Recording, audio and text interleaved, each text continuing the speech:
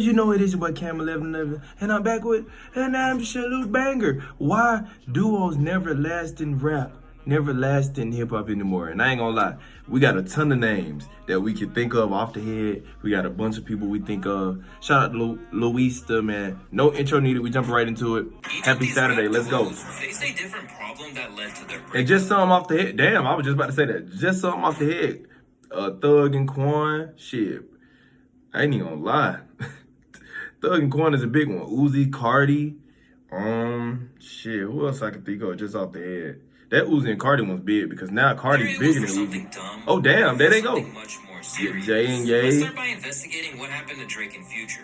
As their Let's do working it. relationship suddenly took such a drastic turn, Yes, sir. that Future gathered two of his biggest ops to diss him on his new album. Incredible My name album, by the way. is Luista, and this is why duos never last in hip-hop anymore. As the world was going crazy over Kendrick's insane diss towards Drake and J. Cole on Metro Boomin and Future's new album, Hey, We but Don't Trust let's talk about this though, y'all. How do y'all feel about rap duos in general? Do you believe it's good for the culture, bad for the culture? Do you believe it actually helps artist careers, producer careers? Now, my personal opinion is it does. Duos, trios, where there's two artists and a producer, or two producers and an artist, no matter, all of that is good for the creativity process. All of it's good for careers. And we just see that countless times. So I feel like it helps. When it turns sour, that's when it gets sticky. For doing this. For one, Future and Drake are known to have collaborated on many hits. Diamond Such as Life Is Records. Good, Where You At, and Used to This, which combined for nearly 2.5 billion views on YouTube. Yes, alone. sir. And over the course of their collab album, What a Time to Be Alive, and countless team-ups on Wax over the years. How y'all feel about that What a Time to Be Alive project? This is a sidebar. How y'all feel about that What a Time to Be Alive project though? As it, time done went on almost 10 years later. I ain't gonna lie. I think it definitely stand the testament of time. When it first came out, I wasn't a huge fan of it. That's just because I couldn't get my hands on it. But, when I finally got my hands on it, I felt like I was underwhelmed. But in reality, it's actually a dope album, man. I'm not gonna lie. They proved that it's a winning combination when the A It's really and the good. 6 link up. However, it seems that after a decade of being on good terms, things have suddenly soured between them. And as usual, the fans are the ones that notice first. While people think that they've been having a silent beef since the release of their hit song Wait For You, Definitely. Joe Budden, I think it's weird that nothing ever happened with that fucking hit smash song Nothing that happened. Drake made with Tim. It was a hit. You say it was a hit. You say what? No, it was a hit. It was a smash. What you mean? Nothing happened with it. Never heard it again. That's weird. Yeah. That's weird. Hey, what he mean by that is, outside of the video, we never seen them perform it together. We never seen them promote it together. We never seen them go in. Pluto not gonna do no interviews, right? But Drake has been doing interviews, has been public, has been doing this, reaching out to these people, that people. Drake is more in the public eye, right? We've never seen him even talking about it. Only person we seen mention that record was ATL Jacob, which is who? The producer. And he was in the scandal with Tim's. Remember, they was gonna sue him for the sample, not clearing the sample, still putting it out. That whole situation. But we never seen them publicly talk about it together. How Drake did with Savage, where he's doing videos and doing music with Savage and publicly speaking on it. You know what I'm saying? So that's what he mean by that. Smash, come on. And both of y'all act like it don't exist. Yep. That's weird. others believe the Very issue weird. began when Future didn't even care to promote his smash album with 21 Savage titled Her Loss. Is it only me, or have Future and Drake not been fucking with each other since Her Loss? Future didn't even post it, and they haven't been spotted together ever since. Not even their usual random link-ups. Over time, their theory that maybe Drake's decision to link up with 21 Savage had ruffled some feathers was explored by Nori from Drink Champs, as he said that the rumor has been going around the industry for a while. Oh, that's what I heard. I heard that's a big rumor that Future is not too happy this Drake and 21 Savage album. Yeah, but that's And cap. it's because Future and Drake did an album. Drake and Future album not as important, I would say. And that's Yeah, see, but when Nori reported this, I knew that shit was cap. One, because Pluto fucked with Savage. So I knew it was something deeper. It had nothing to do with Savage. Savage was just a pawn, right? Savage is really the middle guy here. Because Pluto loves Savage. They got records together. They got pictures together. They got time together. And they both got a mutual love. They grew up, Pluto. We all grew up to Pluto, right? But they more aligned with Metro. Metro is the middleman there. So I knew it was more so Pluto versus Drake, Metro versus Drake versus Pluto versus Savage, and not fucking with Savage. It ain't nothing to do with Savage. This is allegedly, this is all rumors. I never It's heard cap. it from Future's mouth. I knew that was cap, though. I Never heard it from God did my 21. research. And I reached out. I made a phone call. Rumor that's going on right now. With speculation all over the internet that the two weren't seeing eye to eye, No. Future's new collab album with fellow Drake hater Grammy Metro album, by the way. seemed to make it clear that he and Champagne Poppy were not on good terms anymore. Rumors that Drake and Future had a feud over a girl. And although he's not explicitly naming names, the repeated use of dog could easily be a reference to Drake's last record, 100%. Dogs. Besides, if he was still Drake's ally, he couldn't have let Kendrick, one of Drake's biggest enemies, absolutely dug up a ton of evidence pertaining to their Yeah, beef. but see, that's what the thing though, y'all. It's more so to do with some background stuff that Drake did, more than the Kendrick shit. Kendrick was just a fun. Kendrick was on some rap stuff. That was on some rap Such as the stuff. fact that Drake's song More M's was easily a diss to Future. And I mean, just compare these title tracks from their last album. Hey, shout out Jumpers Jump, because Jumper Jumps brought that theory down. That's an absolutely crazy theory. The title tracks align, and that shit crazy as fuck. Future beefing, we can see that when it comes to rap duos, it sometimes takes one misunderstanding for everything to fall apart. And like I told y'all, I know we got a lot that went on, but Drake and Future will be back cool for sure. Because they're not beefing or over anything that's detrimental, right? It's more so on some just petty bullshit like superstar shit. All they got to do is get on a private jet, right, and have a one-on-one and talk about it. Shit, but I know Metro would never fuck with Drake again. Period. I know that for sure. I mean, 2 years ago, when he did the interview saying how he took the nigga off, fuck him, and this and that. So we already knew that. But I don't think it'll be a problem with Pluto. When it comes to an iconic hip-hop duo from Atlanta, the reason for their breakup simply stemmed Ooh, Quan and Thug. Now, all my ATLers, man, y'all let me know how y'all feel about this duo right here, man. Do y'all miss this duo? Do y'all love this duo? Did y'all hate this duo? Me personally, man, this was a time in rap. See, I've always been a Thug guy. I've always been a Thug guy. Quan was the new guy. He was dissing Pluto and not rocking with Pluto. He thought he was the new guy in Atlanta, this and that. So to see him come up and to see that everything play out, I look up 10 years later, is absolutely crazy. But shout out to Quan, though. Shout out Spider for sure. Free Spider. from Ego, with tracks like Lifestyle, Tap Out, and a whole lot more proving that they had incredible chemistry. The Birdman co-signed group known as Rich. Yeah, but it's a hot take right here, though, y'all. Quan and Pluto have more chemistry together. And how do we know that? Quan and Future have a song called Champagne Shower. If you never heard it, it's absolutely incredible. Absolutely incredible. It's called Champagne Shower. That's when the beef amongst them two had finally died down and they squashed it. But that Champagne Shower is featuring Quan's Champagne Shower. Incredible. The two stars began to experience a lot of friction. At the outset of their careers, these two were basically inseparable, to the point that Thug even called Rich Homie Quan his husband. And believe it or not, this is actually where their problems began. As due to Thug's feminine nature, Quan was constantly asked about his sexuality in various interviews, which seemingly became annoying. Young Thug calls you hubby on Instagram. Explain what that means, man. Because here's the thing, this means, man, take out you want to like. And it wouldn't be long before Thugger took offense and started sounding off about him during his live shows.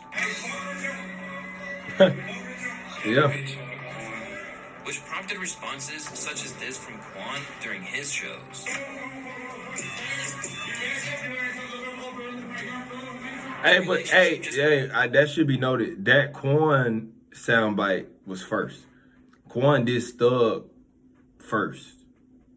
When he did that shit in the club, when the gay guy who was tall, he was like gay dude with locks, he said he looked like Thug. Quan did that first, for sure. Kept deteriorating since this very moment, as Quan clearly wasn't a fan of Thug's comments. My first reaction was, my brother called me, and I took my glasses off. Like, to be honest, not to get in my feelings, it hurt. After that, shots were traded back and forth, and while Thugger's career kept flourishing, Quan never really regained the same momentum he lost once the beef was kicked. So, what happened between them? Well, for Quan, he's gone on interviews stating that their fallout had a lot to do with ego. Ego played a role in it. Certain people include myself. Certain people feel like they should go last, or certain people wanted more money, and you know, I ain't gonna say too much, but it started falling apart around me. And that he never really thought the group was official. Like, I never looked at it like we were in a group. You know, I just looked at it like two solo artists were doing collaborative music, working together. It was incredible, On the though. other hand, Young Thug claimed that the beef was 100% personal. Yeah, it's nothing about music. It's 100% personal. Like, it's just my brother. Yeah, it's just like, now it's like, man, you probably can't never get the blessing of having me on the song, and I can never get the blessing of having you on the song again. However, some fans have speculated that Because there's a see y'all missing it. It's because he publicly dissed Thug. Publicly dissed him. He went on stage performing, and he had gay fans there, and he said, "I don't rock with no Fs," right? And he mentioned Young Thug right after that. Boy, you in here looking like, you know, that's why he publicly dissed him, and his true feeling and emotion came out. Thug loved him, right? Thug truly loved him, like pure love, genuine love. But you publicly diss him. That was uncalled for, unnecessary. That is principle. It's principle. That's what it is. Principle. For one, Quan was known to have a working relationship with one of Young Thug's ops. That's later. That's later In an on. incident that dates back to 2015, Thug supposedly played a part in a shooting that got Lucci's manager, Big Nut, killed. And according to this leaked audio that surfaced in 2023, Rich Homie was caught snitching on Young Thug, who is currently locked up as a result of the ongoing YSL RICO case, as he supposedly gave crucial evidence to the Fed about what happened during that time period.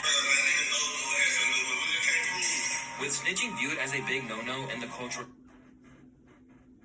Be for real.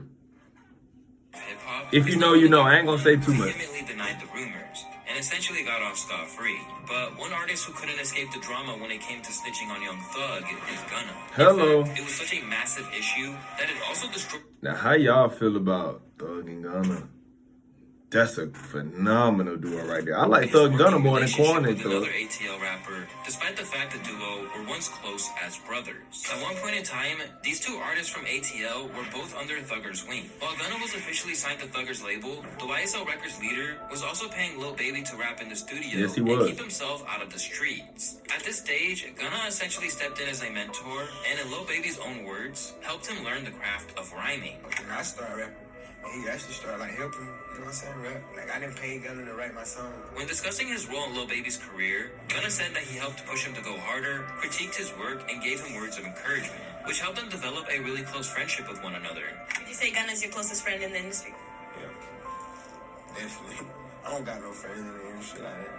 Eventually, the two became regular guests on each other's projects, before eventually dropping their joint project titled Drip Harder, that really helped solidify both of them as major players in the game. From there, the two stayed on good terms. Yeah, but how y'all feel about Drip Harder, though, man? That Drip Harder was a good album. Not only that, you always, guys, you have to remember, it's more than just music. This is a culture, this is a lifestyle. So when people say, just don't listen to the rappers, don't let the music influence you, you can't, because we live this music. This music is us. This music is our culture. This is what we live and listen to every single day. We die by it. We live to it. We party to it. We cry to it. We laugh to it. So when people try to demean and diminish our culture, our rap music, saying it's trash or we glorifying, it's not glorifying. It's just that's who we are. That's who we are known to be, our culture. So we can't not identify with our culture. So like, if you are a fraud, if you're a cap rapper, if you you trying to be a street guy, you trying to be tough and this and that, and it comes out that you're not, you lose everything. Just like if you get your chain snatched, you lose everything. Because this is a genuine, pure art form.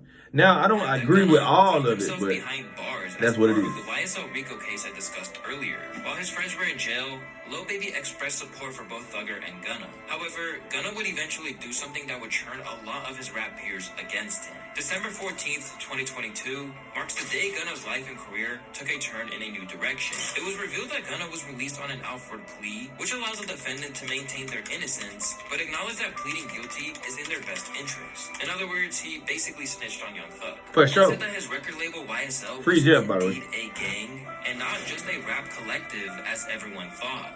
When the news broke, the entire By the way. infamous clip of him saying "yes, ma'am" to every allegation read to him becoming a widespread meme. YSL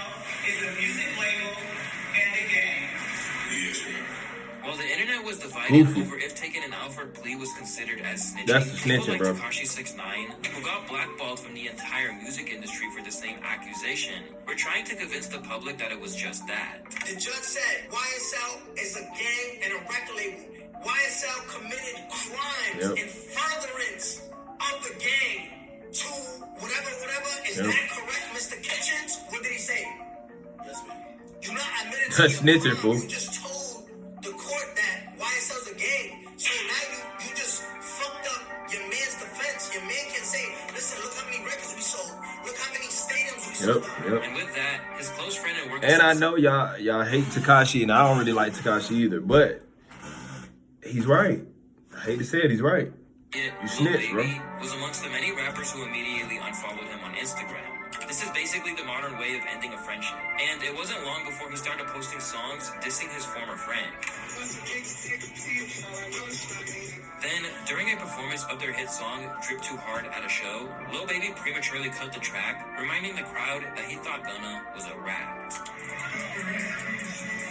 However, Gunna played the Uno reverse card. No cap. On the track Bread and Butter from his comeback project, Gunna responded with some lyrics that claimed Baby was already working with a snitch, saying, "You snitched on me when you know you in business with a rat," which refers to Pierre Thomas, also known as P, who is the co-owner of Baby's label Quality Control, and was caught cooperating in a murder case back in 2010. But whether he did it or not, it's clear that the damage is done and there's no coming back from it. He did. In certain cases like Lil Baby and Gunna, Shout out the P too. relationship has crumbled into pieces that not even a clearing of the air or a confrontation could sort things. But in the case of Cardi versus Uzi, their issues ran so deep that Hey, who y'all rocking with more though? Y'all rocking with Cardi?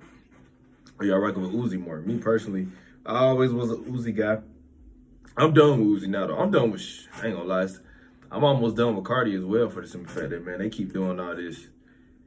You know what they doing. So I don't really like that. You know what I'm saying? Because you manipulating the minds of the youth, the masses. You guys got millions of fans, and y'all wearing purses, and y'all wearing thongs, and y'all, we not rocking with that. So I'm rocking with Cardi right now, but I ain't really a fan of either one of them no more. I ain't gonna lie.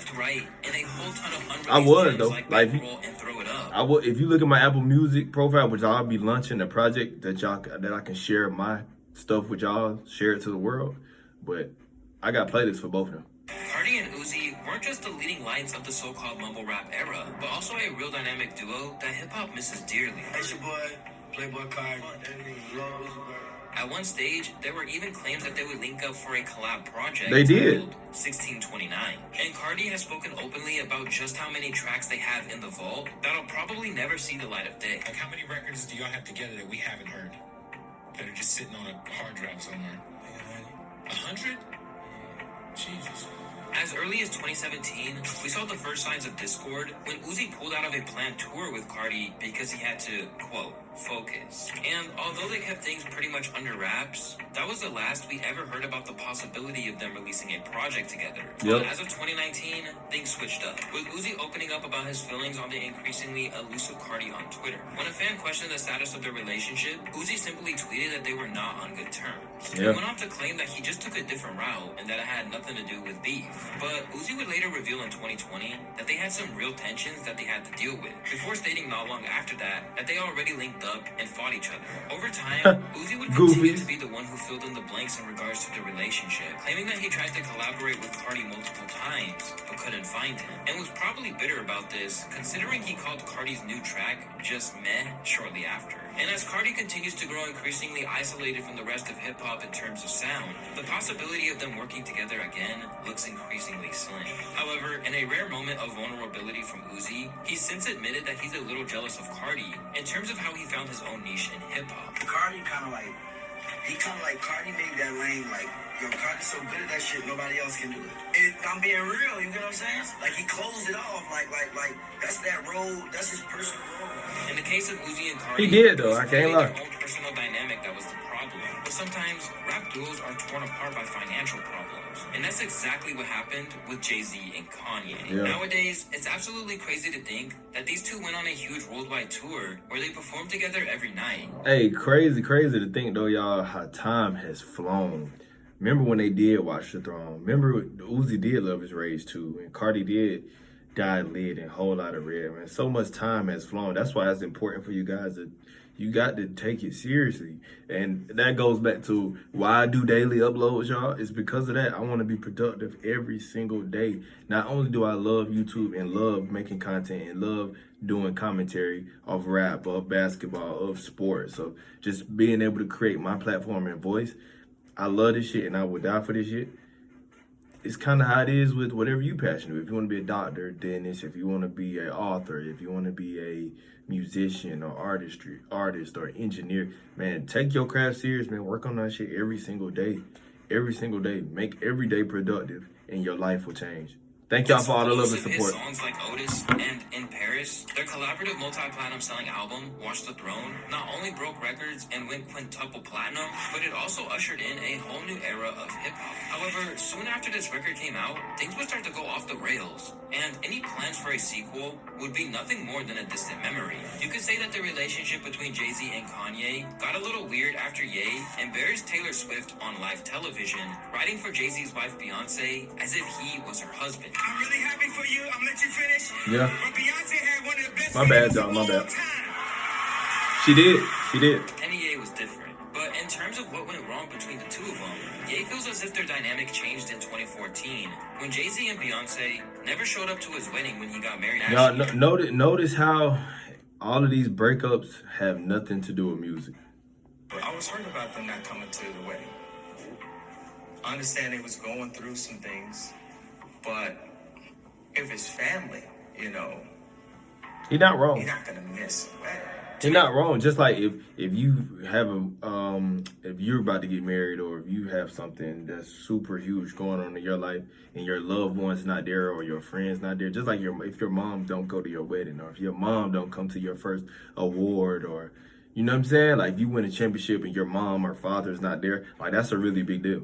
Matters worse, Kanye You're right. felt slighted once again when Hove never got in contact with him after Kim was robbed at gunpoint in Paris during a 2016 performance where he said, My bad, "Don't call y'all, me we after the robbery and say, how are you feeling? You want to know how I'm feeling? Come by my house. Bring the kids by the house, like we're brothers. Let's sit down." With nothing but silence from Jay-Z's end You for right. nearly 2 years, Kanye began pursuing more strategic ways of getting Jay-Z's attention, and his next attempt finally prompted Life of Pablo tour. after Kanye went on yet another 10-minute-long rant during a show in Sacramento in November of 2016, Jay-Z and Beyonce were one of the many artists and celebrities he discussed. He first took aim at his wife Beyonce by claiming she was doing some shady stuff to him behind the scenes. Beyonce, I was hurt. Because I heard that you said you wouldn't perform unless you won Video of the Year over me and over how I play. Before then telling Jay-Z to call him and talk to him like a man. Jay-Z called me. Hey, boy, Jay-Z, I know you got killers. Please don't send them at my head. Just call me. He right. Talk to me like a man. Shortly after his performance, Ye was hospitalized for exhaustion and forced to cancel the remainder of his tour. Be for But real. a year later, Jay-Z added a little bit of his own backstory to the feud on the track Kill Jay-Z from his 2017 project titled 444, Classic album. which included these lines. You got hurt because you did cool by Ye. You gave him 20 million without thinking. He gave you 20 minutes on stage. What was he saying? To understand what these lyrics are referring to, let me explain. According to sources close to TMZ, the 8-figure payout that Jay-Z is referring Damn, my bad, y'all. supposedly had to do with an advance Drop that my phone. Jay-Z gave to Kanye to cover Yeezy's extravagant touring expenses for his St. Pablo tour in 2016. The same tour that Kanye was seen ranting about Jay-Z Every on night. stage. West also claims that he was owed $3 million from Tidal, as he originally acted as one of the co-owners of the service when Jay-Z took over. As the tension continued to escalate over the years, Hove revealed during the 444 rollout that he had enough and thought that Ye had let things get out of hand with some of his comments. What really hurt me, you can't bring my kids into my wife into it. Like Kanye's my little brother. He's talked about me 100 times. He made a song called Big Brother. We've gotten past bigger issues, but you brought my family into it. Now it's a problem. But you can't blame him. Because me and him would have been talked about. We'd have been resolved our issue. But you know that he crossed the line. I know him. He knows. He knows. Not only he has to know, I know he knows.